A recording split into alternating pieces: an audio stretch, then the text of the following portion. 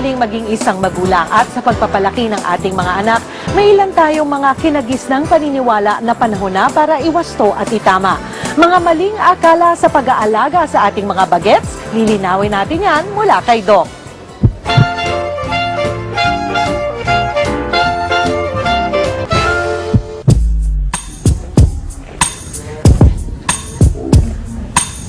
May nagbabalik.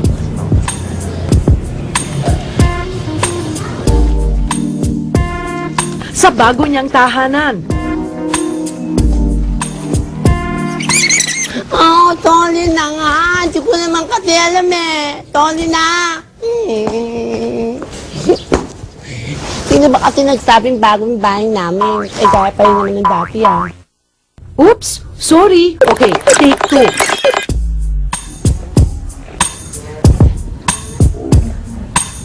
2. May nagbabalik. Mula pala sa paaralan, si Betty Lafeya, Bettina Lafeya, ang tunay at legal na anak ni Betty Lafeya. Mas maganda, mas alluring, mas sexy, at mas matalino sa nanay ko. Dahil matagal ko nang hinintay ang araw na to para i-challenge siya sa kanyang mga weird belief na minana niya nung bata pa siya. I'm ready to face my mom. Do you like my face? Aber, Bettina, ano naman challenge yan? Ida-challenge ko ang kanyang mga paniniwala sa kalusugan mula kina lolo at lola about sabi mga bata. So, Mommy, you better watch out. You better not cry because Bettina is coming to town.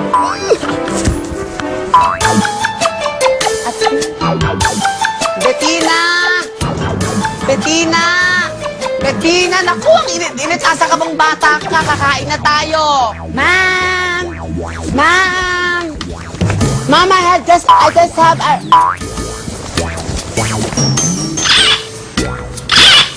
Naku, pabeso-beso po itong batang ire. Eh, amoy araw ka na. Naku, sigurado akong magkakakuto ka niyan. At saka tinan mo yung tsura mo. Tsaka tinan mo yung ribbon mo. Mukha ka tuloy Sweet Sue. Ma'am, naku, hindi totoo yan. Eh, ako naman sa paniniwala mong yan. At saka anong Sweet Sue? Sweet Sue yan. Here we go again. Ilang beses na nilang pinagtalunan ang ganyang mga paniniwala. Magkakakuto kapag nagpaaraw, yan ang say ni nanay. Kahit na malinis ang buhok mo, maaari ka magkaroon ng kuto. Usually, ang kuto nakikita sa mga bata ages 3 to 12. Dahil sila yung mga usually naglalaro, magkakadikit ang ulo, magkakasama sa isang lugar. Ang kuto na kukuha dahil sa tinatawag nating head-to-head contact. Maaari rin itong makuha sa paggamit ng suklay, sombrero, tuwalya. So, pag may kuto ang taong gumamit ito at hiniram o ginamit din ng bata, maaari niyang makuha ito. Wala raw kinalaman ang epekto ng init ng araw sa ating oily hair and scalp sa pagkakaroon ng kuto o lisa. Pero dapat tandaan, importante pa rin ang kalinisan ng katawan sa lahat ng oras. In fairness, magaling yung kaibigan mo ah. Bueno, palalampasin ko to. Sige na, take your lunch na. So, hindi na pala magkakaroon ng kuto. Mommy, 1-0.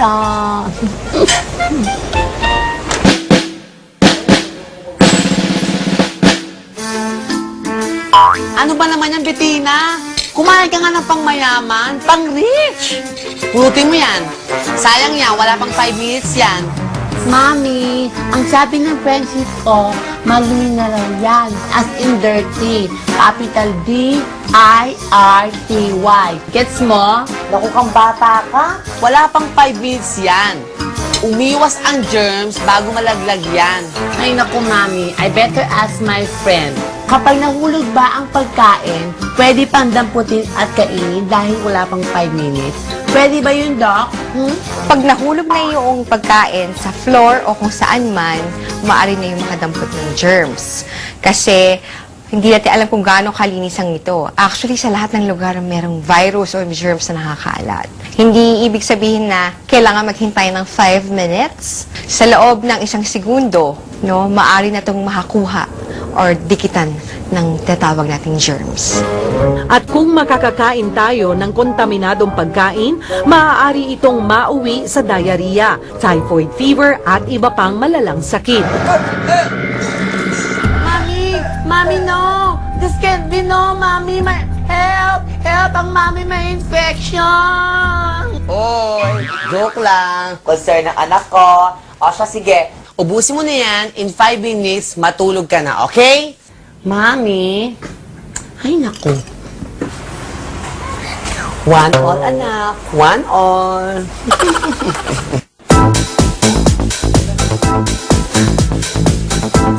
Anak, ano yung ginagawa mo? Anak! Anak! Anak! Ano yung ginagawa mo? Anak! Daughter! Daughter, what are you doing? Di ba sinabi ko na sa'yo, bawal magtatatalon, magsasasayaw at magtatatakbo pagkatapos kumain, aba magkaka-appendicitis ka niyan. Ma'am, so panahon ng kopong-kopong yan eh.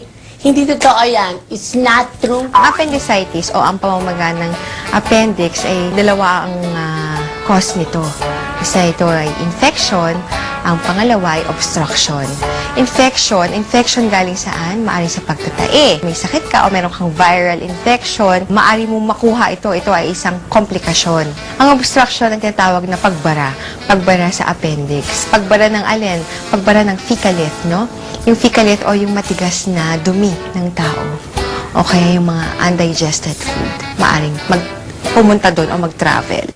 Ang appendix ay isang maliit na sako na nakakabit sa ating large intestine.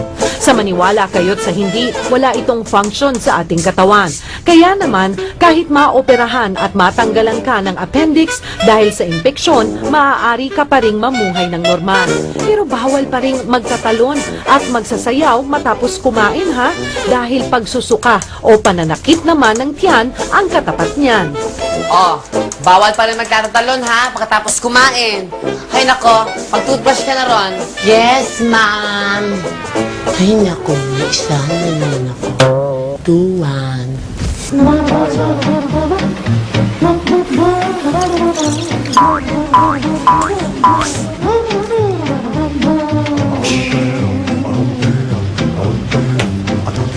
Yari ka! Sinasabi ko na nga, be, hindi ka na naman nag-toothbrush. Tanggalin mo yung bubble gum sa bibig mo dahil pag nalunok mo yan, didikit sa bituka mo for life. Mami, no. Mami, nalunok si bubble gum. Yan na nga ba sinasabi ko eh. Pag nalunok ba ang bubble gum, didikit ba ito sa bituka natin at magiging sanhi ng sakit? Pwede ba yun, Dok? Pag kumain ka ng bubble gum at accidentally nalunok mo ito ay madadigest. No? Pag nasa stomach mo na, o nasa tiyan mo na, may tinatawag tayong enzymes na in charge sa pagtunaw ng bubble gum o ng chewing gum.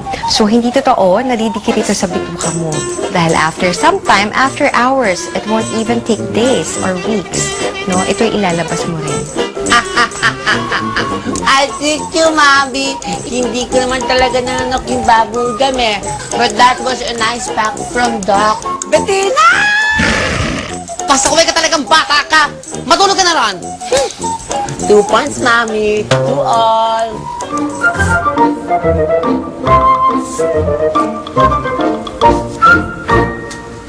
Aha! Sinasabi ko na nga, be. Hindi ka na naman natutulog ng tanghali. Sige ka, pag hindi ka natulog ng tanghali, hindi ka tataba at lalaki. Tignan mo ako. Magiging kagaya mo na ako. Payatot. Bakit naman ikaw lagi ka natutulog ng tanghali? Hindi ka naman tumataba tsaka lumalaki. Hindi totoo yan, no? Pati namon pa ako neto.